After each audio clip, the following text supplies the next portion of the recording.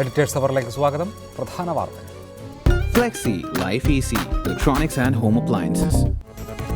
1980 Kasaragod endosulfan തളിച്ച ഹെലികോപ്റ്ററിൽ താനുമുണ്ടായിരുന്നുവെന്ന് മന്ത്രി കെ ബാബു. ഭീകര കീടനാശിനിയാണെന്ന് അറിഞ്ഞിരുന്നില്ലെന്ന് മന്ത്രിക്കെതിരെ കേസെടുക്കണമെന്ന ആവശ്യവുമായി സമരസമിതി. സാമുദായിക സംഘടനകളുമായി ബാന്ധവം വേണ്ടെന്ന കേരള ഘടകത്തോട് CPIM കേന്ദ്ര കമ്മിറ്റി. നേരിട്ട് ജനങ്ങളിലേക്ക് ഇറങ്ങണം. സംസ്ഥാന ഘടകത്തിൽ ഐക്യം വേണം. പാർട്ടി പ്ലീനം ഡിസംബർ 27 മുതൽ 30 വരെ കൊൽക്കത്തയിൽ. ഇന്ത്യ-പാക് ചർച്ച റദ്ദാക്കിയതിന് പിന്നാലെ കശ്മീരിൽ സംഘർഷവും ഏറ്റുമുട്ടലും. 3 ഭീകരർ കൊല്ലപ്പെട്ടു. ഹുറിയത്ത് നേതാക്കൾ വീട്ടുതടങ്കലിൽ. ഗൃഹപാഠം ചെയ്യാത്തത് സർക്കാരിന്റെ വീഴ്ചയെന്ന് AK ആന്റണി. ന്യൂജൻ സിനിമകൾ സ്ത്രീവിരുദ്ധമെന്ന് DGP. മദ്യത്തിനും മയക്കുമരുന്നിനും പ്രാമുഖ്യം നൽകുന്നുവെന്നും വിമർശനം. CET സംഭവത്തിലെ 1-ാം പ്രതി ബൈജു കീഴടങ്ങി. അടൂർ IHRD കോളേജിലും ഓണാഘോഷം അതിരുവിട്ടു.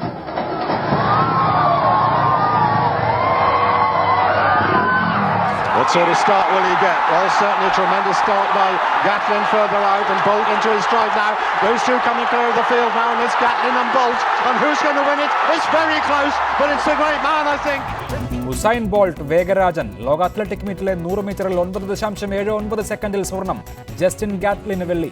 കൊളംബോ ടെസ്റ്റിൽ ശ്രീലങ്കയ്ക്ക് 413 റൺസിന്റെ വിജയലക്ഷ്യം. ഇന്ത്യ 2ാം ഇന്നിംഗ്സ് 325 റൺസിൽ ഡിക്ലയർ ചെയ്തു. കാസർഗോട്ട് എൻഡോസൾഫാൻ വിഷമഴ തെളിയിച്ച ഹെലികോപ്റ്ററിൽ താനുമുണ്ടായിരുന്നുവെന്ന് മന്ത്രി കെ ബാബു. ഇത്രയും ഭീകര കീടനാശിനിയാണ് മുകളിലിരുന്ന് താഴേക്ക് വർഷിച്ചത് എന്നറിയില്ലായിരുന്നുവെന്നും മന്ത്രി കെ ബാബു പറയുന്നു. കഴിഞ്ഞ ദിവസം നടന്ന സായി പ്രസാദം പദ്ധതിയുടെ ഉദ്ഘാടന ചടങ്ങിലാണ് മന്ത്രി കെ ബാബുവിന്റെ വെളിപ്പെടുത്തൽ. Reporter exclusive. എൻഡോസൾഫാൻ വിഷമഴ പെയ്തിറങ്ങിയ കാസർഗോട്ട് നിരവധി പേർ മരണമടയുകയും ആയിരങ്ങൾ നരകയാതന അനുഭവിക്കുകയും ചെയ്യുന്ന നിലവിലെ സാഹചര്യത്തിൽ മന്ത്രിയുടെ തുറന്നു പറച്ചിൽ പുതിയ വിവാദത്തിനാണ് വഴിവെച്ചിരിക്കുന്നത്. 1980-കളിൽ കാസർഗോഡൻ ഗ്രാമങ്ങളിൽ എൻഡോസൾഫാൻ കീടനാശിനി വർഷിച്ചപ്പോൾ പ്ലാന്റേഷൻ കോർപ്പറേഷന്റെ പ്രതിനിധിയായി ഹെലികോപ്റ്ററിൽ താനുമുണ്ടായിരുന്നുവെന്നും ഇപ്പോഴാണ് മഹാദുരന്തത്തിന്റെ വ്യാപ്തി ശരിക്കും മനസ്സിലായതെന്നും മന്ത്രി പറഞ്ഞു. എൻഡോസൾഫാന്റെ കാര്യത്തിൽ ഞാൻ നിങ്ങളോട് ഒരു രഹസ്യം പറയാം. ആദ്യമായി ഹെലികോപ്റ്ററിൽ പ്ലാന്റേഷൻ കോർപ്പറേഷന്റെ ബോർഡ് മെമ്പർ എന്നുള്ള നിലയിൽ ഞാൻ കയറിയത് 80-കളിൽ കാസർഗോഡ് ടൗണിലാണ് എന്ന് പറയാൻ ആഗ്രഹിക്കുകയാണ്. അപ്പോൾ ഇത് ആ എൻഡോസൾഫാൻ തെളിക്കലായിരുന്നു. അല്ല, എനിക്കിത് അറിഞ്ഞുകൂടാ. മന്ത്രിയോട് വേദിയിലിരുന്ന എന്നെ നെല്ലിക്കുന്ന MLA ഇപ്പോൾ ആളെ പിടികിട്ടിയെന്ന് പറഞ്ഞത് മന്ത്രിയെ ശുഭിതനാക്കി. വിവാദം തുറന്നു പറച്ചാൽ മന്ത്രിക്കെതിരെ വരും ദിവസങ്ങളിൽ വലിയ പ്രതിഷേധത്തിനായിരിക്കും വഴിവെക്കുക. KV Baiju, reporter, Kasaragod. ഈ വിഷയത്തിൽ P. കരുണാകരൻ MP ഡൽഹി സ്റ്റുഡിയോയിൽ നിന്ന്, പരിസ്ഥിതി പ്രവർത്തകൻ CR നീലകണ്ഠൻ കൊച്ചിയിൽ നിന്ന്, അമ്പലത്തറ കുഞ്ഞികൃഷ്ണൻ സമരസമിതി നേതാവ് കാസർഗോഡ് സ്റ്റുഡിയോയിൽ നിന്ന്, ഹക്കീം കുന്നിൽ കോൺഗ്രസ് നേതാവ് കാസർഗോഡ് സ്റ്റുഡിയോയിൽ നിന്ന്, മറ്റ് പ്രമുഖർ ടെലിഫോൺ ലൈനിലും. ആദ്യം ശ്രീ P. കരുണാകരൻ MP. സ്വന്തം പൗരന്മാർക്ക് മേൽ ഭരണകൂടം വിഷം തളിച്ച് കൊല നടത്തിയ ഭരണകൂട ഭീകരതയായി മാത്രമേ കാസർഗോട്ടെ എൻഡോസൾഫാൻ ദുരന്തത്തെ കാണാനാകൂ. പ്ലാന്റേഷൻ കോർപ്പറേഷന്റെ ബോർഡ് മെമ്പറായിരുന്ന, മരുന്ന് തള്ളി തുടങ്ങിയ കാലത്തെ ബോർഡംഗമായിരുന്ന കെ ബാബു പറഞ്ഞതിൽ നിന്ന് മനസ്സിലാക്കേണ്ടത് യാതൊരു വിധത്തിലുള്ള പഠനവും നടത്താതെ എന്തായിരിക്കും ഇതിൻ്റെ അനന്തരഫലം എന്ന് ആലോചിക്കുക പോലും ചെയ്യാതെ അങ്ങേയറ്റം ലാഘവ ബുദ്ധിയോടെയാണ് പ്ലാന്റേഷൻ കോർപ്പറേഷൻ അവിടെ എൻഡോസൾഫാൻ മരുന്നടി തുടങ്ങിയത് എന്നല്ലേ?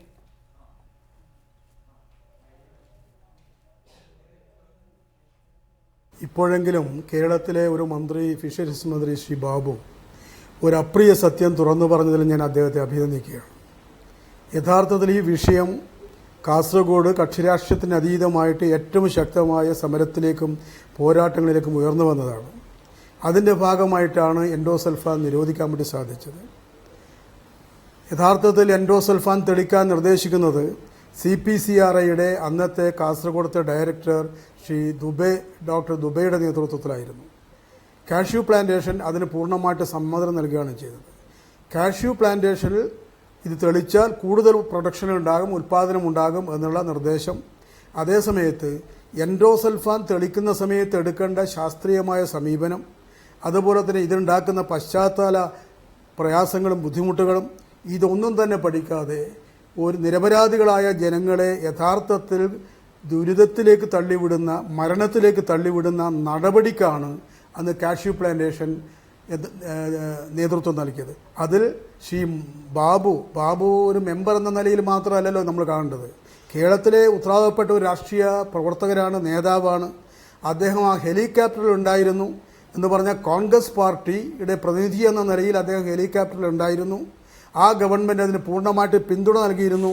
ഒരു മന്ത്രി എന്ന നിലയിൽ ഇപ്പോഴീ അഭിപ്രായം പറയുമ്പോൾ തീർച്ചയായിട്ടും ഇദ്ദേഹത്തിനെതിരായിട്ട് നടപടിയെടുക്കേണ്ടത് വളരെ വളരെ ആവശ്യമാണെന്നാണ് എനിക്ക് തോന്നുന്നത്. കാരണം ഒരു ജനതയെ സംബന്ധിച്ചിടത്തോളം തങ്ങൾ ഉപയോഗിക്കുന്ന ഈ എൻഡോസൾഫാൻ എങ്ങനെ പ്രതികൂലമായിട്ട് ബാധിക്കും, അതിൻ്റെ ജീവിതത്തെ എങ്ങനെ ബാധിക്കും തനിക്ക് അറിയോ ഇല്ലേ എന്നുള്ളതല്ല, തനിക്കിതിനെപ്പറ്റി ധാരണയുണ്ടോ ഇല്ലേ എന്നുള്ളതല്ല. പക്ഷേ അദ്ദേഹം ഒരു സ്ഥാനത്തിരിക്കുകയാണ്, പ്ലാന്റേഷൻ കോർപ്പറേഷൻ്റെ ഡയറക്ടർ ബോർഡ് സ്ഥാനത്തിരിക്കുകയാണ്.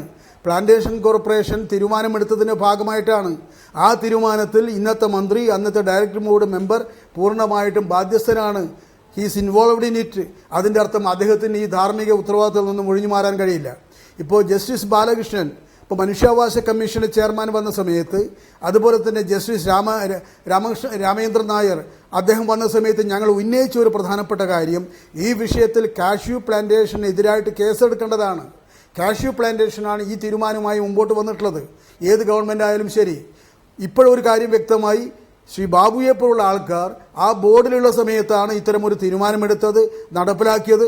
എനിക്കിതിനെ സംബന്ധിച്ച് വിവരമില്ല, എനിക്ക് ധാരണയില്ല, അതുകൊണ്ട് ഞാനിന് ഉത്തരവാദിയില്ല എന്ന് പറഞ്ഞിട്ട് ഒഴിയാൻ കഴിയുന്ന ഒരു വിഷയമല്ല എന്നാണ് താങ്കൾ കാണുന്നത്. ദയവായി തുടരുക Shri P Karunakaran M P. Shri Ambalathara Kunhikrishnan, plantation corporation ദീർഘകാലമായി എടുത്ത നിലപാട് എൻഡോസൾഫാൻ ഏതെങ്കിലും തരത്തിൽ പ്രതികൂലമായ അവസ്ഥ ഉണ്ടാക്കുന്നതല്ല എന്നുള്ളതായിരുന്നു. അടുത്ത കാലത്താണ് അത് മാറിയത് എന്ന് മാത്രമല്ല, സർക്കാരിൻ്റെ ഭാഗമായിരുന്നവർ തന്നെ ആവർത്തിച്ച് ന്യായീകരിച്ചിട്ടുണ്ട്. 2010 പോലും അന്ന് കേന്ദ്ര കൃഷിമന്ത്രിയായിരുന്ന KV തോമസ് കാസർഗോഡ് വന്ന് എൻഡോസൾഫാൻ അല്ല കുറ്റക്കാരൻ എന്ന് പറഞ്ഞത് നമ്മൾ മറന്നുപോയിട്ടില്ല. അങ്ങനെ പലരും എൻഡോസൾഫാൻ മൂലമല്ല, മറിച്ച് ജനിതക പ്രശ്നങ്ങൾ മൂലമാണ് അവിടെ ഇങ്ങനെയൊക്കെ ഉണ്ടാകുന്നത് എന്ന് സ്ഥാപിക്കാൻ ശ്രമിച്ചിരുന്നു. ഇപ്പോൾ മന്ത്രി തന്നെ മുൻപ് പ്ലാന്റേഷൻ കോർപ്പറേഷൻ അംഗമായിരുന്നപ്പോൾ ഞാൻ എന്താണ് പ്രതിഫലനമെന്നറിയാതെ ചെയ്യാൻ കൂട്ടുനിന്ന ഒന്നാണ് ഇത് എന്ന് പറയുമ്പോൾ നിങ്ങൾ കാസർഗോട്ടുകാർ അതിനെ എങ്ങനെയാണ് കേൾക്കുക?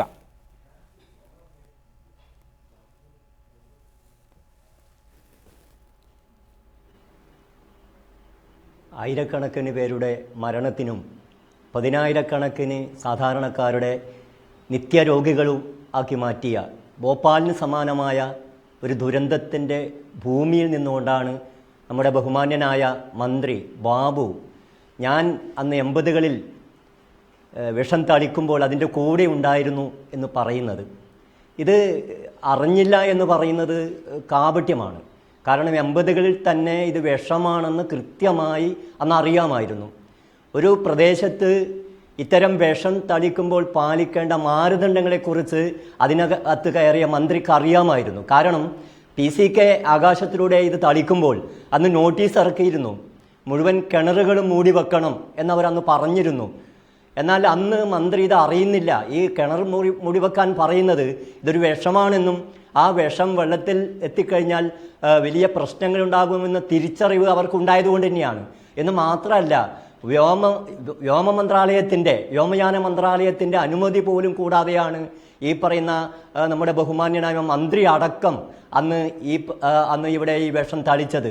ഞാൻ ചോദിക്കട്ടെ, ഈ ഒരു മന്ത്രിക്ക്, അന്ന് മന്ത്രിയായിരുന്നില്ല, പ്ലാന്റേഷൻ കോർപ്പറേഷൻ്റെ ബോർഡ് അംഗമായിരുന്നു, അത്തരമൊരു അംഗത്തിന് ഇങ്ങനെ ഈ ഹെലികോപ്റ്ററിൽ കയറി പോകാനുള്ള എന്ത് അംഗീകാരമാണ് അന്നുണ്ടായിരുന്നത്?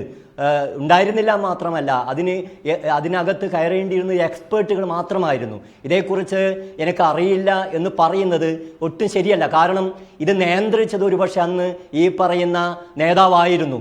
എന്നാൽ ഈ കാലത്തിൽ ഈ ദുരന്തം, ഭോപ്പാലിന് സമാനമായ ദുരന്തം നടന്ന ഭൂമിയിലേക്ക് ഈ പറയുന്ന മന്ത്രി ആയതിനു ശേഷം പോലും വന്ന് ഇതേക്കുറിച്ച് പറയാൻ, അവരുടെ ദുരിതത്തിന് എന്തെങ്കിലും ചെയ്യാൻ ഈ മന്ത്രി ഒരിക്കലും മുന്നോട്ട് വന്നിട്ടില്ല.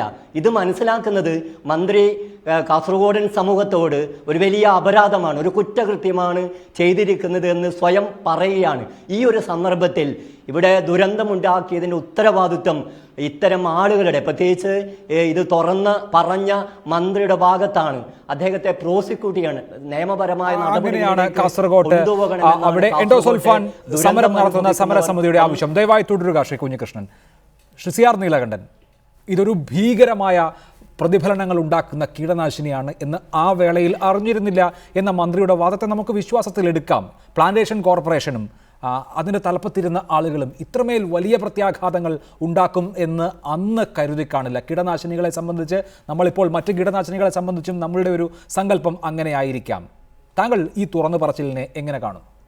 ആദ്യത്തെ കാര്യം ശ്രീ P. കരുണാകരൻ പറഞ്ഞതുപോലെ, നമ്മുടെ ഒരു രാഷ്ട്രീയ നേതാവ്, ഒരു മന്ത്രി അദ്ദേഹം ഒരു സത്യം തുറന്നു പറഞ്ഞിരിക്കുന്നു. വല്ലപ്പോഴും ഇവരൊക്കെ സത്യം പറയാറുള്ളൂ എന്നാണ് വിചാരിക്കുക. എന്തായാലും നല്ല കാര്യം. പക്ഷേ ഇവിടെ തീർച്ചയായും അദ്ദേഹം ഇതിൽ പങ്കാളിയാണ് എന്ന അർത്ഥത്തിൽ ഈ കുറ്റത്തിൽ അദ്ദേഹത്തിന് പങ്കുണ്ട്, കുറ്റകൃത്യത്തിൽ ഒരു പങ്ക് അദ്ദേഹത്തിനുണ്ട്. പക്ഷെ ഒരു കാര്യം ഞാനിതിൽ കാണുന്നത്, ഈ അദ്ദേഹം പ്ലാന്റേഷൻ കോർപ്പറേഷനിൽ ഇരുന്ന കാലത്ത് മാത്രമല്ല, കഴിഞ്ഞ ഒരു 15-20 കൊല്ലക്കാലത്തോളം തുടർച്ചയായി അവിടെ ഇതടിച്ചിട്ടുണ്ട്. ഈ 15-20 കൊല്ലക്കാലം കേരളത്തിൽ വിവിധ രാഷ്ട്രീയ കക്ഷികൾ, കേന്ദ്രത്തിൽ വിവിധ രാഷ്ട്രീയ കക്ഷികൾ ഇത് ഭരിച്ചിട്ടുണ്ട്. ഒന്ന്. രണ്ടാമത്തെ കാര്യം, ഈ വിഷയം സംബന്ധിച്ച് ആദ്യം ഉന്നയിക്കുന്നത് ലീലാകുമാരി അമ്മയാണ്. ലീലാകുമാരി അമ്മ ഇത് ഉന്നയിക്കുമ്പോൾ എനിക്ക് അനുഭവമുണ്ട്, കാസർഗോട്ടും കാഞ്ഞങ്ങോട്ടും ഒരു രാഷ്ട്രീയ പാർട്ടിയും അവർക്ക് അനുകൂലമായി നിന്നില്ല എന്ന് മാത്രമല്ല, എല്ലാ ട്രേഡ് യൂണിയനുകളും ഇവരെ ഏതോ ഒരു വലിയ ദ്രോഹമാണ് ചെയ്യുന്നത്, ഇത് തളിക്കാതെ നമ്മുടെ നാട്ടിലെ കശുവണ്ടി നിലനിൽക്കില്ല എന്ന് വാദിച്ചിരുന്നു. ഇപ്പോഴും ചില ആളുകൾ വാദിക്കുന്നവരുണ്ട്, ഞാൻ ഇല്ലയെന്ന് പറയുന്നില്ല. അപ്പോൾ തീർച്ചയായിട്ടും, പക്ഷേ നേരത്തെ ശ്രീ അമ്പലത്തറ കുഞ്ഞികൃഷ്ണൻ പറഞ്ഞ ഒരു പ്രധാന പോയിൻ്റുണ്ട്. ചില മാനദണ്ഡങ്ങൾ പാലിക്കണമെന്ന് അന്ന് തന്നെ ആവശ്യപ്പെട്ടിരുന്നു CPCRI. ആ ഒരു മാനദണ്ഡവും പാലിച്ചില്ല. ഇപ്പോൾ നമുക്ക് ഓർമ്മയുണ്ട്, 2000 ഇതിൽ വരുമ്പോൾ പോലും, ആ കാലഘട്ടത്തിൽ പോലും എൻഡോസൾഫാനെ കേരളത്തിലെ സർക്കാരുകൾ ന്യായീകരിച്ചിരുന്നു. അത് അറിയാതിരുന്നത് കൊണ്ടല്ല. പക്ഷേ ഇത് ഈ പറഞ്ഞ പോലെ പ്ലാന്റേഷൻ കോർപ്പറേഷൻ, അതിലെ ചില സ്ഥാപിത താല്പര്യങ്ങൾ, അതിലെ ട്രേഡ് യൂണിയൻ താല്പര്യങ്ങൾ, അതിലെ അഴിമതി താല്പര്യങ്ങൾ, ഇതൊക്കെ ജനങ്ങളുടെ ആരോഗ്യത്തേക്കാൾ പ്രധാനമായി കണ്ട ഭരണകൂടങ്ങൾ. അതുകൊണ്ട് തന്നെയാണ് ഇതിനെ ഭരണകൂട ഭീകരത എന്ന് പറയുന്നത്. മറ്റ് ജനങ്ങളുടെ പ്രശ്നങ്ങൾ അങ്ങ് അവഗണിച്ചു. എന്നിട്ട് ഈ താല്പര്യങ്ങൾ, ഈ സങ്കുചിത താല്പര്യങ്ങൾ, അത് വികസനമാണ്, കൃഷിയാണ്, അതില്ലെങ്കിൽ കയറ്റുമതി ഉണ്ടാവില്ല, അതില്ലെങ്കിൽ കോർപ്പറേഷൻ പൂട്ടിപ്പോകും എന്ന രൂപത്തിൽ വലിയ പ്രചരണം അവിടെ ഇതിന് എതിരായി പറഞ്ഞ ആളുകളുടെ നേരെ വന്നിട്ടുണ്ട്. ഞാനടക്കമുള്ള ആളുകൾക്ക് എനിക്കറിയാം. കാരണം ഈ പരിസ്ഥിതി പ്രവർത്തകർ വെറുതെ നുണ പറയുകയാണ്, ഇത് ശരിയല്ല. ഒരു രാഷ്ട്രീയ പാർട്ടിയും, ഞാനിപ്പോൾ എല്ലാവരും ഇരുത്തിക്കൊണ്ടാണ് പറയണേ, അന്ന് ഈ വിഷയത്തിൽ സജീവമായി ഇടപെട്ടിരുന്നില്ല. അതിനുശേഷം പലരും വന്നിട്ടില്ല എന്ന് പറയുന്നില്ല. അതാണ്. അപ്പോൾ എല്ലാവരും കുറ്റക്കാർ തന്നെയാണ് ഈ കാര്യത്തിൽ. പക്ഷെ ബാബു തുറന്നു പറഞ്ഞതുകൊണ്ട് ആദ്യം ഒന്നാമത്തെ കുറ്റവാളി ബാബുവാണ്. ശരി, അതാണ് അക്കാര്യത്തിലെ താങ്കളുടെ നിലപാട്. ശ്രീ ഹക്കീം കുന്നിൽ, എൻഡോസൾഫാൻ സമരസമിതി ആവശ്യപ്പെടുന്നത് കെ ബാബുവിനെ പ്രോസിക്യൂട്ട് ചെയ്യണം എന്നുള്ളതാണ്. ഇക്കാര്യത്തിൽ നടത്തിയ തുറന്നു പറച്ചിൽ അല്ലെങ്കിൽ കുറ്റസമ്മതം, അതും കാസർഗോഡിൻ്റെ മണ്ണിൽ വന്ന് ഇത് പറഞ്ഞതുകൊണ്ട് തന്നെ അത്തരത്തിൽ നിയമ നടപടികൾ സ്വീകരിക്കണം അദ്ദേഹത്തിനെതിരെ എന്ന ആവശ്യം പോലും ഉയരുന്നുണ്ട്.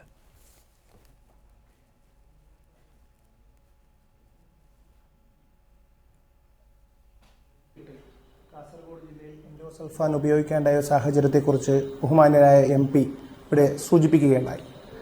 കഴിഞ്ഞ ദിവസം കാഞ്ഞങ്ങാട്ടെത്തിയ മന്ത്രി സായി ട്രസ്റ്റ് നൽകുന്ന 108 വീടുകളുടെ ശിലാസ്ഥാപനവുമായി ബന്ധപ്പെട്ട ചടങ്ങിൽ പങ്കെടുത്തുകൊണ്ട് 980-ൽ താൻ ആദ്യമായി ഹെലികോപ്റ്ററിൽ കയറിയ ഒരു സാഹചര്യം വിശദീകരിക്കുന്ന സമയത്താണ് ഇങ്ങനെ ഒരു വിവാദം പൊട്ടിപ്പുറപ്പെട്ടത്. മന്ത്രി അതിൻ്റെ അകത്ത് അന്ന് ആ തരത്തിലുള്ള ഒരു കീടനാശിനിയാണ്, ഇത് സമൂഹത്തിന് വളരെയധികം ദോഷം ചെയ്യുന്ന ഒരു സാഹചര്യം ഉണ്ടാക്കും എന്നറിഞ്ഞിരുന്നുവെങ്കിൽ അന്ന് തന്നെ ഇത് വിലക്കുമായിരുന്നു എന്നാണ് മന്ത്രി പറഞ്ഞത്. മാത്രവുമല്ല, മന്ത്രി പറഞ്ഞ മറ്റൊരു ഭാഗം എന്തോ ഒരു കാരണവശാൽ ഇവിടെ കൂട്ടിയതായി കാണുന്നില്ല.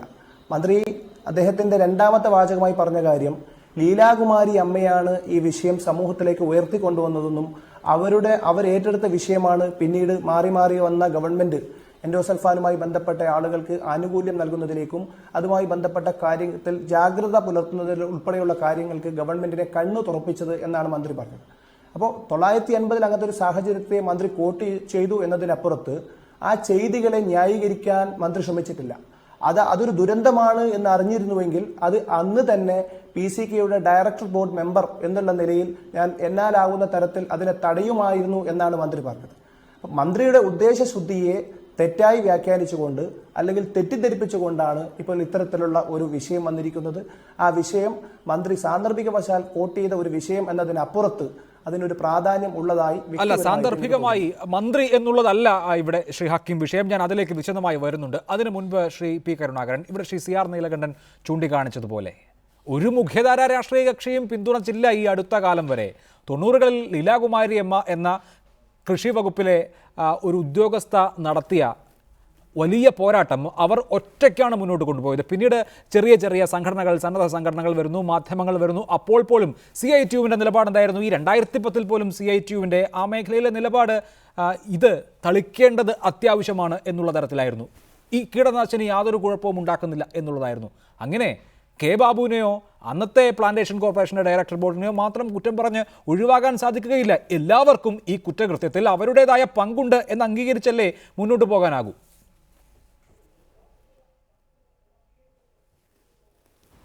തീർച്ചയായിട്ടും ഈ വിഷയത്തിൽ ആദ്യം ഉയർത്തിക്കൊണ്ടുവന്നത് പാരിസ്ഥിതിക പ്രവർത്തകർ തന്നെയാണ്.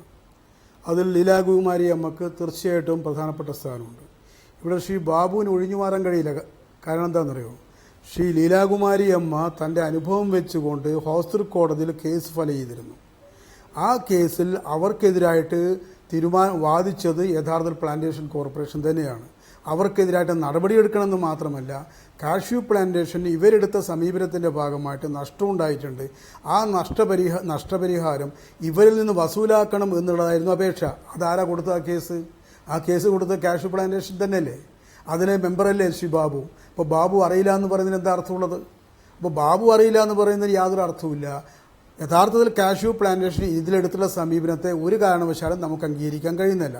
മറ്റൊന്ന്, വിവിധ രാഷ്ട്രീയ പാർട്ടികൾ അതുപോലെ തന്നെ ട്രേഡ് യൂണിയനുകൾ ഇതിൽ ഓരോ ഘട്ടത്തിലും ചില സമീപനങ്ങൾ സ്വീകരിച്ചിട്ടുണ്ട്.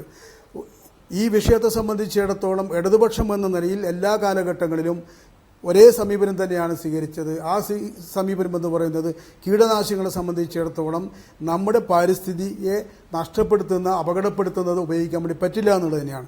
ട്രേഡ് യൂണിയനുകളെ സംബന്ധിച്ചിടത്തോളം ഇതിലുള്ള സമീപനം സ്വീകരിച്ചു എന്നുള്ളതാണ്. INTUC ആയാലും CITU ആയാലും HMS ആയാലും എല്ലാ സംഘടനകളായാലും അവരെ സംബന്ധിച്ചിടത്തോളം യഥാർത്ഥത്തിൽ അവരുടെ ജോലിയുമായി ബന്ധപ്പെട്ട് നഷ്ടപ്പെടാതിരിക്കാനുള്ള സമീപനമാണ്.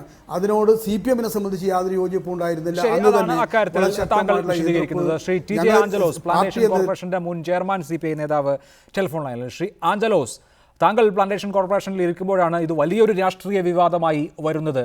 2010 പ്ലാന്റേഷൻ കോർപ്പറേഷന് ആ ഘട്ടത്തിലും വലിയ കുറ്റകൃത്യമാണ് മുൻകാലങ്ങളിൽ പ്ലാന്റേഷൻ കോർപ്പറേഷൻ ചെയ്തത് എന്ന ബോധ്യം ഉണ്ടായിരുന്നില്ലേ?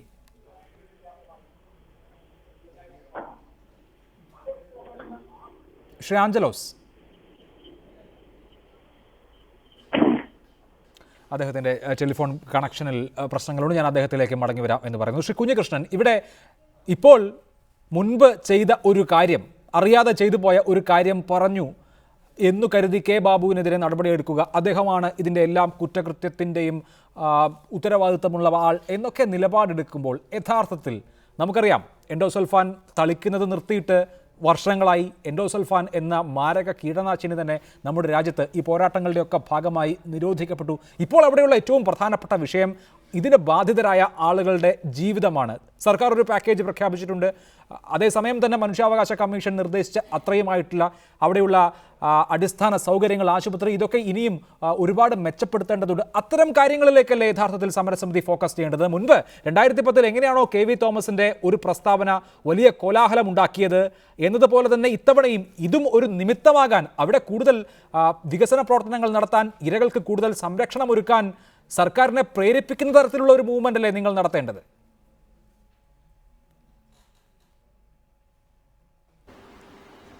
എൻഡോസൾഫാൻ ദുരിതബാധിതർ ഇപ്പോഴും പോരാട്ടത്തിൻ്റെ വീതിയിൽ തന്നെയാണ്. അവരുടെ അവകാശങ്ങൾ ഇപ്പോഴും ഹനിക്കപ്പെടുന്നുണ്ട് എന്നതാണ് യാഥാർത്ഥ്യം. അവർക്ക് കിട്ടിയിരിക്കുന്ന ഏതെങ്കിലും ആനുകൂല്യങ്ങൾ എന്ന് പറയുന്നത് അവർ നിരന്തരമായി, പ്രത്യേകിച്ച് അമ്മമാർ നിരന്തരമായി സമരം ചെയ്തതിൻ്റെ ഭാഗമായിട്ടാണ്. ഇത്തരമൊരു സമര രംഗത്ത് നിൽക്കുമ്പോൾ തന്നെയാണ് ഇത് ചെയ്ത ഒരാൾ ഇന്ന് മന്ത്രിയായിരിക്കുമ്പോൾ ഞാനിത് ചെയ്തിരിക്കുന്നു എന്ന കുറ്റസമ്മതം നടത്തിയിരിക്കുന്നത്. ഞങ്ങളെ സംബന്ധിച്ചിടത്തോളം ഇവിടുത്തെ ദുരിതബാധിതരുടെ എല്ലാ അവകാശങ്ങളും സംരക്ഷിക്കപ്പെടേണ്ടതുണ്ട്. അതോടൊപ്പം ഇതിൻ്റെ കുറ്റവാളികളെ നിയമത്തിന് മുമ്പിൽ കൊണ്ടുവരണം.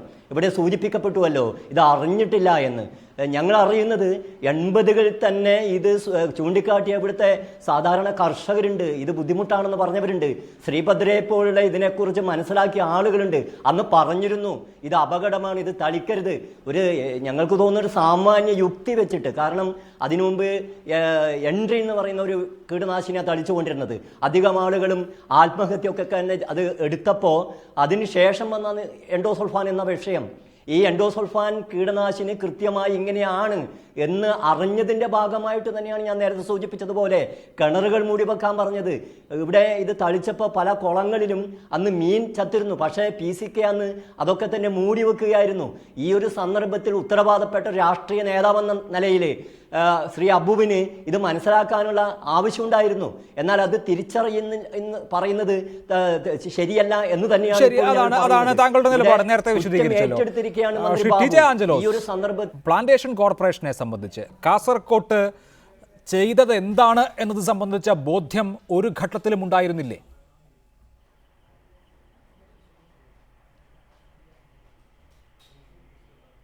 അദ്ദേഹത്തിന് ഇപ്പോഴും കേൾക്കാൻ സാധിക്കുന്നില്ല. ശ്രീ CR നീലകണ്ഠൻ, ഇരകളുടെ ജീവിതമാണ് ഏറ്റവും പ്രധാനം. നമ്മൾ വിദേശ കമ്പനിക്കെതിരെ ഭോപ്പാൽ വിഷയത്തിൽ കേസ് നടത്തുന്ന ആളുകളാണ്. ഇവിടെ ഒരു ഭരണകൂടം സ്വന്തം പൗരന്മാരോട് ചെയ്ത കുറ്റകൃത്യത്തിന് ഇപ്പോഴും ജനങ്ങൾക്ക് എന്തോ ആനുകൂല്യം ചെയ്തു കൊടുക്കുന്നു എന്ന മട്ടിൽ സഹായങ്ങളാണ് നൽകുന്നത്. അതൊരു ഉത്തരവാദിത്തമാണ് എന്ന് പലപ്പോഴും മറന്നുപോകുന്നുമുണ്ട്. ഈ വിവാദം കൊണ്ട് കാസർകോട്ടെ ജനങ്ങൾക്ക് അവരർഹിച്ചത് കിട്ടുന്നതിലേക്ക് നയിക്കപ്പെടുമെന്ന പ്രതീക്ഷ താങ്കൾക്കുണ്ടോ? കാസർഗോഡ് ജനങ്ങൾ നേരത്തെ ശ്രീ അമ്പലത്തറ പറഞ്ഞ വളരെ കറക്റ്റാണ്. അവരർഹിക്കുന്നതിൻ്റെ 100-ൽ1 അംശം പോലും അവർക്ക് കിട്ടിയിട്ടില്ല. താങ്കൾ പറഞ്ഞതുപോലെ സൗജന്യം ഇങ്ങനെ എറിഞ്ഞു കൊടുക്കുന്ന ഭരണകൂടങ്ങളുടെ അല്ലെങ്കിൽ ചില സന്നദ്ധ സംഘടനകളുടെ ഇടപാടുകൾ ഒഴിച്ചാൽ ഭരണകൂടത്തിൻ്റെ ചുമതലയാണ്, അവർ കുറ്റക്കാരാണ് എന്ന രീതിയിൽ വന്നിട്ടില്ല. ഇപ്പം ഞങ്ങളൊക്കെ ആദ്യം മുതൽ ആവശ്യപ്പെടുന്ന ഒരു കാര്യം, ഏറ്റവും പ്രധാനം, ഇപ്പോൾ പ്ലാന്റേഷൻ കോർപ്പറേഷൻ ആണ് ഇതിന് ഉത്തരവാദി എന്ന് വളരെ ഉറപ്പായി വന്ന നിലയ്ക്ക് ഞാൻ മറ്റ് രാഷ്ട്രീയത്തിലേക്കൊന്നും പോകുന്നില്ല. പ്ലാന്റേഷൻ കോർപ്പറേഷൻ തന്നെയാണ് ഇവർക്ക് നഷ്ടപരിഹാരം കൊടുക്കാൻ ബാധ്യതയുള്ള ഒന്നാമത്തെ സ്ഥാപനം. അങ്ങനെയെങ്കിൽ ആ തീരുമാനത്തിലേക്ക് നയിച്ച ആളുകൾ, കോർപ്പറേഷൻ ഒരു സ്ഥാപനമാണെങ്കിലും അതിലേക്ക് നയിച്ച ആളുകളുണ്ട്. ആരാണ് ആ നയിച്ചത്? എപ്പോഴാണ് ആ തീരുമാനമെടുത്തത്? ആ തീരുമാനമെടുത്ത മുഴുവൻ ആളുകളും ഇതിൽ ബാധ്യതയുണ്ട് എന്ന് വിശദമായ ഒരു അന്വേഷണത്തിലൂടെ കണ്ടെത്തി കൊടുക്കാൻ ഇപ്പോൾ കഴിയണം. ഇപ്പോൾ നേരത്തെ പറഞ്ഞതുപോലെ, ബാബു പറഞ്ഞതുപോലെ ഇൻ ഗുഡ് ഫെയ്ത്ത് എന്ന് പറയും നിയമത്തിൽ. ഞാൻ വിശ്വാസത്തിൽ അങ്ങ് ചെയ്തു പോയി. അങ്ങനെയാണോ ചെയ്തത്? വിശ്വാസത്തിലല്ല ചെയ്തത് എന്ന് തന്നെയാണ് കാസർഗോട്ടുകാർ ഇപ്പോൾ വിശ്വസിക്കുന്നത്. കാരണം നേരത്തെ പറഞ്ഞതുപോലെ നിരവധി നിയന്ത്രണങ്ങൾ ചെയ്യണം എന്ന് ആവശ്യപ്പെട്ടിരുന്നു. അതൊന്നും ചെയ്യാതെ ഇത് തളിച്ച ഒരു സ്ഥലത്ത് അതിനുത്തരവാദികളായവരാര്? അവരിൽ നിന്ന് നഷ്ടപരിഹാരം ഈടാക്കണം, അവരെ ശിക്ഷിക്കണം എന്ന് പറയാനുള്ള ബാധ്യതയുണ്ട്. ഇപ്പോൾ ആഞ്ചലോസ് വരുമെന്നറിയില്ല, പ്ലാന്റേഷൻ കോർപ്പറേഷൻ അവരുടെ ഇനി സമ്പത്ത് വിറ്റിട്ടായാലും വിറ്റിട്ടല്ലെങ്കിലും ഈ ആളുകൾക്ക് നഷ്ടപരിഹാരം കൊടുക്കാൻ ഒന്നാം പ്രതിയായി പ്ലാന്റേഷൻ കോർപ്പറേഷൻ തന്നെയാണ് ഉത്തരവാദി. അവരെ അതിന് ആ അർത്ഥത്തിലേക്ക് ഇത് കൊണ്ടുവരാൻ ഇപ്പോൾ ബാബു പറഞ്ഞതുപോലെ ഞാൻ പ്ലാന്റേഷൻ കോർപ്പറേഷൻ്റെ ഡയറക്ടറായിരുന്നു, അതിൽ കയറിയെന്ന് അദ്ദേഹം പറയുമ്പോൾ പ്ലാന്റേഷൻ കോർപ്പറേഷൻ ഒന്നാം പ്രതിയാണെന്ന് വരുന്നു. ഒരുപക്ഷെ അത് ആദ്യം തളിച്ചു തുടങ്ങിയത് ബാബുവിൻ്റെ കാലത്താണെങ്കിൽ അന്ന് മുതലുള്ള പ്ലാന്റേഷൻ കോർപ്പറേഷൻ്റെ ആളുകളെ നമുക്ക് പ്രതി ചേർത്ത് കേസെടുക്കണം, അന്വേഷിക്കണം, അവരിൽ നിന്നിൻ്റെ നഷ്ടം ഈടാക്കി ജനങ്ങൾക്ക് കൊടുക്കണം. അങ്ങനെ ഗവൺമെൻറ്റിൻ്റെ ഉത്തരവാദിത്വമാണ് ഇത് എന്ന് സ്ഥാപിക്കണം എന്നാണ് എൻ്റെ നിലപാട്. റൈറ്റ്, അതാണ് ശ്രീ ഹക്കീം കുന്നിൽ. നമ്മുടെ നാട്ടിലെ ഇത് നടപ്പാകാതെയുള്ളൂ. വലിയ മലിനീകരണം ഉണ്ടാക്കിയിട്ടുള്ള വൻകിട കമ്പനികൾക്ക്, അത് എണ്ണ കമ്പനികളിലെ ഭീമന്മാർ മുതൽ കൊക്കക്കോളയും പെപ്സിയും വരെയുള്ള ആളുകൾക്ക് അതിൻ്റെ നഷ്ടപരിഹാരം ഈടാക്കിയ ചരിത്രമാണ് മറ്റു പല രാജ്യങ്ങളിലും ഉള്ളത്, കുറെ കൂടി വികസിച്ച രാജ്യങ്ങളിലടക്കം. ഇവിടെ പ്ലാന്റേഷൻ കോർപ്പറേഷൻ വലിയ ഒരു തെറ്റ് ചെയ്യുന്നു, അതിൽ ആരൊക്കെ ഇരുന്നു എന്നുള്ളതല്ല. പക്ഷേ ജനങ്ങളെ സംബന്ധിച്ച് അവർക്ക് അർഹിച്ച നഷ്ടപരിഹാരം ഇനിയും നൽകാൻ കഴിഞ്ഞിട്ടുണ്ടോ എന്നുള്ളതാണ് പ്രശ്നം.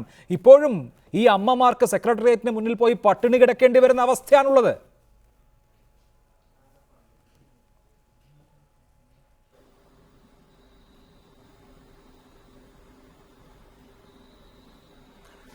ഇവിടെ ഈ ചർച്ചയിൽ പങ്കെടുത്തുകൊണ്ട് അതിഥികൾ പ്രകടിപ്പിച്ച അഭിപ്രായത്തെയോ നിർദ്ദേശത്തെയോ ഒന്നും മന്ത്രി പ്രതിനിധാനം ചെയ്യുന്ന ക്യാബിനറ്റോ തള്ളിപ്പറയുകയോ മറ്റൊരു നിലപാടെടുക്കുകയോ ചെയ്തിട്ടില്ല. ഇവിടെ ആകെ ഉണ്ടായിരിക്കുന്ന ഒരു വിഷയമെന്ന് പറയുന്നത്, മന്ത്രി അങ്ങനെ ഒരു അഭിപ്രായം പ്രകടിപ്പിച്ചതല്ലാതെ ആ വിഷയം ഏകദേശം 35 വർഷം മുമ്പ് തുടങ്ങി വെച്ച ഈ മാരകമായ കീടനാശിനിയും സംബന്ധിച്ച വിവാദത്തിൽ മന്ത്രി അതുമായി ബന്ധപ്പെട്ട കാര്യങ്ങളെ ന്യായീകരിക്കുന്ന ഒരു നിലപാടല്ല സ്വീകരിച്ചത്. അദ്ദേഹം ആ സമീപനത്തോട് എന്താണോ ഐക്യജനാധിപത്യ മുന്നണി ഗവൺമെന്റ് കഴിഞ്ഞ 4.5 വർഷക്കാലമായി ഈ മേഖലയുമായി ബന്ധപ്പെട്ട പുനരധിവാസ പ്രവർത്തനങ്ങൾക്ക് നേതൃത്വം കൊടുക്കുന്നതിൽ വളരെ സജീവമായി മുമ്പോട്ട് പോകുന്ന ഒരു സർക്കാരാണ് ഇന്ന് സംസ്ഥാനത്ത് നിലവിലുള്ളത്. അതിൻ്റെ അകത്ത് ദേശീയ മനുഷ്യാവകാശ കമ്മീഷൻ നിർദ്ദേശിച്ച സാമ്പത്തിക സഹായം നൽകുന്നതിൽ ചെറിയ ഒരു കാലതാമസമുണ്ടായി എന്നതൊഴിച്ചാൽ ബാക്കിയുള്ള കാര്യങ്ങളിൽ മുഴുവൻ വളരെ സജീവ ജാഗ്രതയോട് കൂടിയിട്ടാണ് ഗവൺമെന്റ് കൈകാര്യം ചെയ്തു വന്നിരിക്കുന്നത്.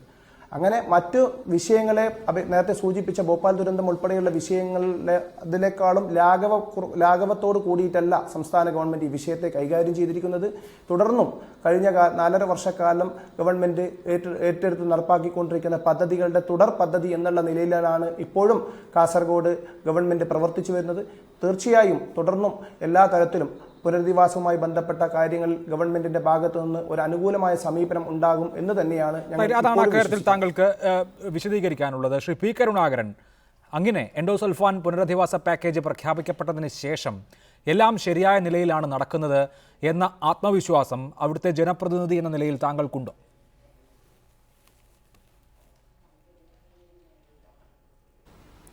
ഇവിടെ ഇപ്പോൾ നേരത്തെ VS മുഖ്യമന്ത്രിയായിരിക്കുന്ന സമയത്തും അതിനുശേഷം UDF വന്ന സമയത്തും എൻഡോസൾഫാൻ മേഖലയിൽ ഒട്ടേറെ കാര്യങ്ങൾ ചെയ്തു എന്നുള്ളത് നിഷേധിക്കാൻ കഴിയില്ല.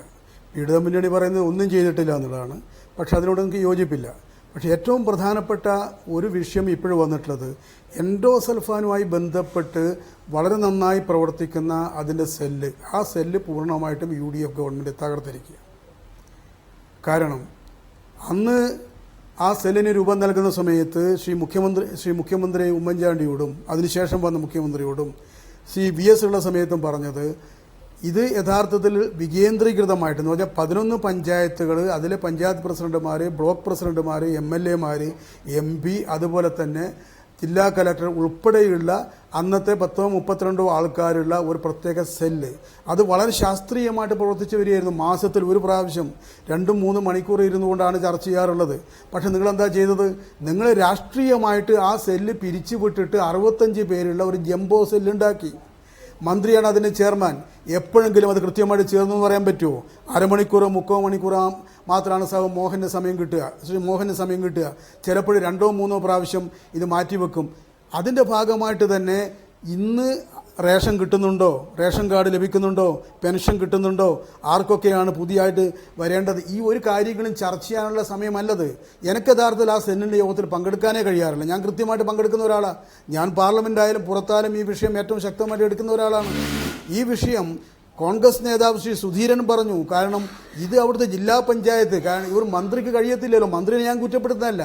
തിരുവനന്തപുരത്തുള്ള ഒരു മന്ത്രിയെ ചെയർമാനാക്കിക്കൊണ്ട് ഇവിടെ വന്നിട്ട് നിങ്ങൾക്കിത് ചെയ്യാൻ വേണ്ടി കഴിയുമോ? അവിടുത്തെ MLA മാരോട് ചോദിക്കും, നിങ്ങൾ പഞ്ചായത്ത് പ്രസിഡന്റുമാരോട് ചോദിക്കുക.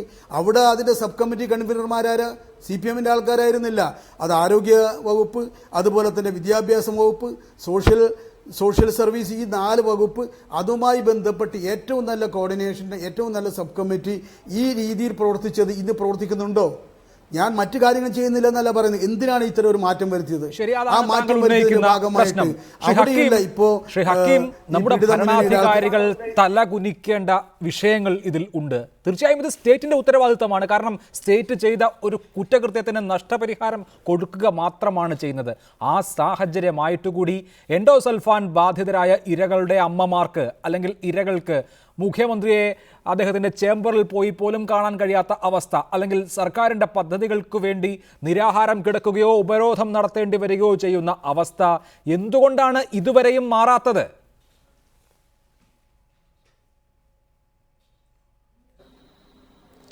ഞാൻ നേരത്തെ സൂചിപ്പിച്ചു കഴിഞ്ഞു. ഗവൺമെന്റ് എൻഡോസൾഫാൻ ദുരിതബാധിതരുടെ എല്ലാ പ്രശ്നങ്ങൾക്കും പരിഹാരം നൽകി എന്ന അവകാശവാദമൊന്നും ഞങ്ങൾക്കില്ല. ഏറ്റവും ഒടുവിലായി നടന്ന യോഗത്തിന്റെ തീരുമാനം എന്ന് പറയുന്നത് എൻഡോസൾഫാനുമായി ബന്ധപ്പെട്ട കുടുംബത്തിലെ കടങ്ങൾ എഴുതി തള്ളുന്നതിനെ കുറിച്ച് ഒരു രൂപരേഖ സമർപ്പിക്കുകയും അതിന്റെ അടിസ്ഥാനത്തിൽ സംസ്ഥാന സർക്കാർ ആവശ്യമായ തുക മാറ്റിവെക്കുന്ന നിലയിലേക്ക് കാര്യങ്ങൾ എത്തിച്ചേരുകയും ചെയ്തിട്ടുണ്ട്. ഒരു ഗവൺമെന്റ് എന്നുള്ള നിലയിൽ, ഒരുപക്ഷെ സാമ്പത്തികപരമായ പരാധീനത അനുഭവിക്കുന്ന ഒരു ഗവൺമെന്റ് എന്നുള്ള നിലയിൽ ഒരു വിഭാഗം അനുഭവിക്കുന്ന മുഴുവൻ പരാധീനതകൾക്കും പരിഹാരം ഉണ്ടാക്കി എന്നുള്ള അവകാശമില്ലാത്ത സാഹചര്യത്തിൽ ആ രംഗത്ത് കുറെ കൂടി ഉണർന്ന് പ്രവർത്തിക്കും എന്ന് എല്ലാ തരത്തിലുള്ള യോഗങ്ങളിലും ബന്ധപ്പെട്ട ബഹുമാനപ്പെട്ട മുഖ്യമന്ത്രി സൂചിപ്പിക്കുകയാണ്. പിന്നെ അങ്ങ് പറഞ്ഞ ഒരു കാര്യത്തോടെ എനിക്ക് തീരെ യോജിപ്പില്ല. കേരളത്തിന്റെ മുഖ്യമന്ത്രി 24 മണിക്കൂറും ആര് ചെന്നാലും കാണുവാനും അവരുടെ പരാതികൾ കേൾക്കുവാനും അവരുടെ പരാതികൾക്ക് പരിമിതികൾക്കകത്തു നിന്നുകൊണ്ട് പരിഹാരം ഉണ്ടാക്കുവാനും ശ്രമിക്കുന്ന തിരുവനന്തപുരത്ത് അങ്ങനെ ഒരു സമരം നടത്തേണ്ടുന്ന സാഹചര്യം കഴിഞ്ഞ 2 വർഷം മുൻപ് ഉണ്ടായിരുന്നു എന്നുള്ളത് സാന്ദർഭികമായി ഞാൻ സൂചിപ്പിച്ചതാണ്, മുഖ്യമന്ത്രിയെ വിമർശിച്ചതല്ല. ശ്രീ കുഞ്ഞികൃഷ്ണൻ, പിന്നെ എന്തുകൊണ്ടാണ് സമരസമിതിക്ക് പലപ്പോഴും സമരരംഗത്ത് തുടരേണ്ടി വരുന്നത്? ഒരു ജനാധിപത്യ സർക്കാരിൻ്റെ കയ്യിൽ തീർച്ചയായും എല്ലാം പെട്ടെന്ന് പരിഹരിക്കാനുള്ള മാന്ത്രിക വടിയില്ല. പക്ഷേ എങ്ങനെയാണ് സമീപനം എന്നുള്ളത് വളരെ പ്രധാനമാണ്. എൻഡോസൾഫാൻ ഇരകളോട് ഈ സർക്കാർ നീതികേട് കാട്ടിയിട്ടുണ്ടോ?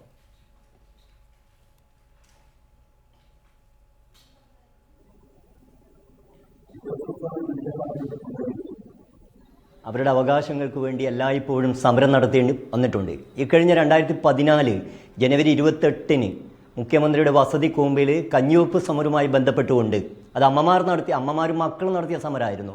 അന്നൊരു പക്ഷേ ആ സമരം കേരളത്തിൻ്റെ പൊതുമനസ്സ് ഏറ്റെടുത്തപ്പോൾ മുഖ്യമന്ത്രി അന്ന് യോഗം വിളിച്ച് ചില തീരുമാനങ്ങൾ എടുക്കുകയുണ്ടായി 2014 ജനുവരി 28 എന്നാൽ ആ തീരുമാനത്തിൽ ആകെ നടപ്പാക്കി എന്ന് പറയാവുന്ന ഒരു കാര്യം പെൻഷൻ 200 രൂപ കൂട്ടി എന്നുള്ളത് മാത്രമാണ്. ഇവിടെ നഷ്ടപരിഹാരത്തെക്കുറിച്ച് പറഞ്ഞു. ഇവിടെ നഷ്ടപരിഹാരമല്ല കൊടുത്തുകൊണ്ടിരിക്കുന്നത്.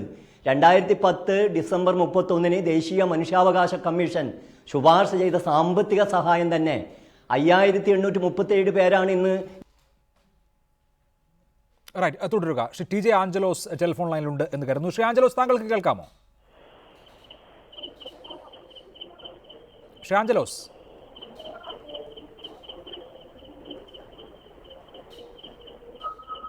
ഹലോ, കേൾക്കാമോ? ഇത് മാങ്ങാടാണ്. ശ്രീ അംബികാസുധൻ മാങ്ങാട് ടെലിഫോൺ ലൈനിലുണ്ട്. ശ്രീ അംബികാസുധൻ മാങ്ങാട്, ഇക്കാര്യത്തിൽ താങ്കളെ സംബന്ധിച്ച് താങ്കളുടെ എന്മകജ എന്ന പുസ്തകത്തിലൂടെ അതിനുശേഷം ജനകീയ സമരത്തിലൂടെ ഒക്കെ മുന്നോട്ട് വച്ചിട്ടുള്ള അവിടെ നടപ്പാക്കാൻ കഴിയുന്ന എല്ലാ പദ്ധതികളും സർക്കാരിൻ്റെ ഭാഗത്തു നിന്ന് ഒരു പൂർത്തീകരണത്തിലേക്ക് എത്തിക്കാനുള്ള സഹായം ഇപ്പോഴുണ്ടോ? ഈ വിവാദം കൂടുതലുള്ള ശ്രദ്ധ അങ്ങോട്ടേക്ക് പതിയുന്നതിനിടയാക്കുമോ? ഇപ്പോഴില്ല എന്ന് മാത്രമല്ല, ഭരണകൂടം വളരെ ശോചനീയമായ നിലയിലാണ് പ്രവർത്തിക്കുന്നത്.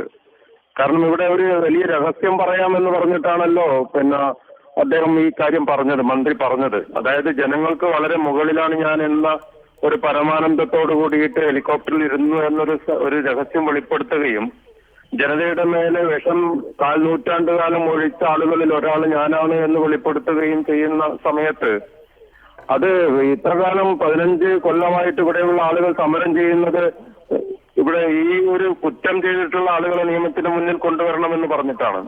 അപ്പൊ അതുകൊണ്ട് മന്ത്രി അടക്കമുള്ള ആളുകൾ കുറ്റസമ്മതം ചെയ്യുമ്പോൾ ഇവർക്കെതിരെ കേസെടുക്കണമെന്നാണ് പറയുന്നത്. അപ്പൊ അദ്ദേഹം പറയുന്നത് ലീലാകുമാരി അമ്മ സമരം ചെയ്തതോടുകൂടിയിട്ടാണ് ഈ മഹാദുരന്തം മനസ്സിലായത് എന്നാണ്. ലീലാകുമാരി അമ്മ സമരം ചെയ്തിട്ട് ഇപ്പോ 17 കൊല്ലമാകുന്നു. അപ്പൊ മന്ത്രി കഴിഞ്ഞ ബോധോദയം ഉണ്ടായിട്ട് 17 കൊല്ലം മന്ത്രി എന്ത് ചെയ്തു? അദ്ദേഹം ഉള്ള ഈ മന്ത്രിസഭ കഴിഞ്ഞ 5 കൊല്ലം ബജറ്റിൽ 1 രൂപ പോലും നീക്കി വെച്ചിട്ടില്ല. മാത്രമല്ല, കേരളത്തിൽ ഇന്ന് 32 മെഡിക്കൽ കോളേജുകളുണ്ട്. കേരളത്തിൽ ഏറ്റവും ആരോഗ്യ നില വഷളായിരിക്കുന്ന അല്ലെങ്കിൽ ഏറ്റവും ഗുരുതരമായ ആരോഗ്യ പ്രശ്നങ്ങളുള്ള കാസർഗോഡ് ജില്ലയിൽ ഒരു മെഡിക്കൽ കോളേജ് പോലുമില്ല. ആധുനികമായ ചികിത്സാ സൗകര്യങ്ങളില്ല. മനുഷ്യാവകാശ കമ്മീഷൻ പറഞ്ഞ 169 ഡോക്ടർമാരിൽ 20 താഴെ ഡോക്ടർമാരെ ഇപ്പോൾ ഉള്ളൂ. ഒരു സ്പെഷ്യലിസ്റ്റ് പോലുമില്ല. 3 തരത്തിലുള്ള മെഡിക്കൽ ടീമുകളെ നിയോഗിച്ചിരുന്നു. ആ മെഡിക്കൽ ടീമുകളെ മുഴുവൻ പിരിച്ചുവിട്ടിരിക്കുന്നു. 35 നഴ്സുമാരെ സ്പെഷ്യൽ ആയിട്ട് നിയമിച്ച് അവരെ പിരിച്ചുവിട്ടിരിക്കുന്നു. അപ്പോ കഴിഞ്ഞ കൊല്ലം 4.5 കോടി രൂപയാണ് ആശാകിരൺ പദ്ധതിയിൽ മരുന്ന് വാങ്ങാനും ചികിത്സക്കും വേണ്ടിയിട്ട് വെച്ചിരുന്നത്.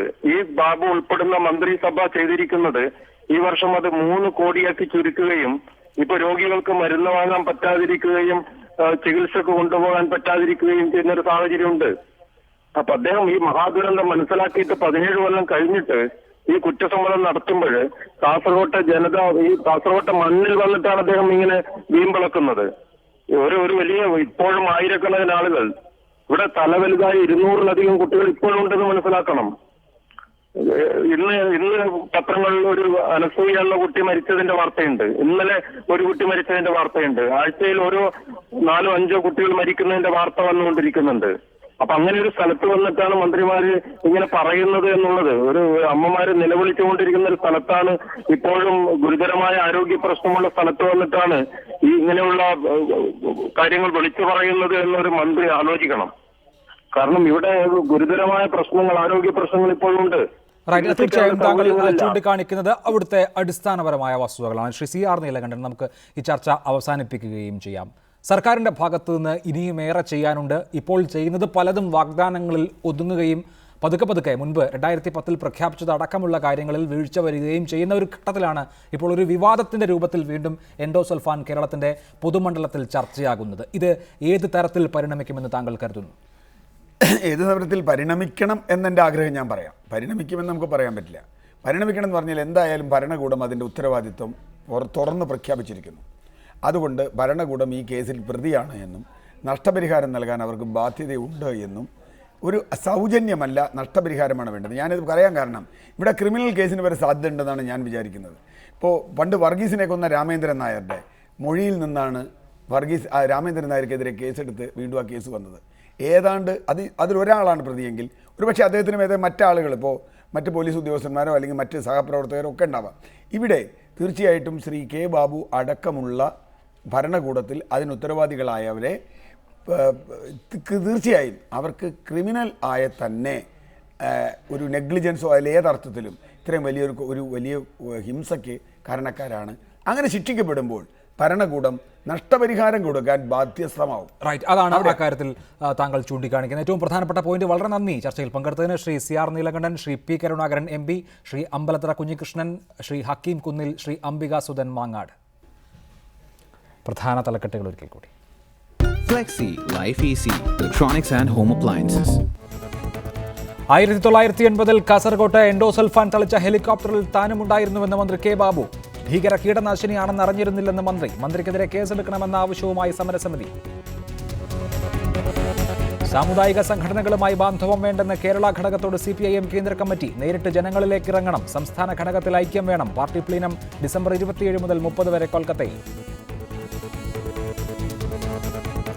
ഇന്ത്യ പാക് ചർച്ച റദ്ദാക്കിയതിന് പിന്നാലെ കശ്മീരിൽ സംഘർഷവും ഏറ്റുമുട്ടലും. 3 ഭീകരർ കൊല്ലപ്പെട്ടു. ഹുറിയത്ത് നേതാക്കൾ വീട്ടുതടങ്കലിൽ. ഗൃഹപാഠം ചെയ്യാത്തത് സർക്കാരിന്റെ വീഴ്ചയെന്ന് AK ആന്റണി. ന്യൂജൻ സിനിമകൾ സ്ത്രീവിരുദ്ധമെന്ന് DGP. മദ്യത്തിനും മയക്കുമരുന്നിനും പ്രാമുഖ്യം നൽകുന്നുവെന്ന് വിമർശനം. CET സംഭവത്തിലെ 1-ാം പ്രതി ബൈജു കീഴടങ്ങി. അടൂർ IHRD കോളേജിലും ഓണാഘോഷം അതിരുവിട്ടു.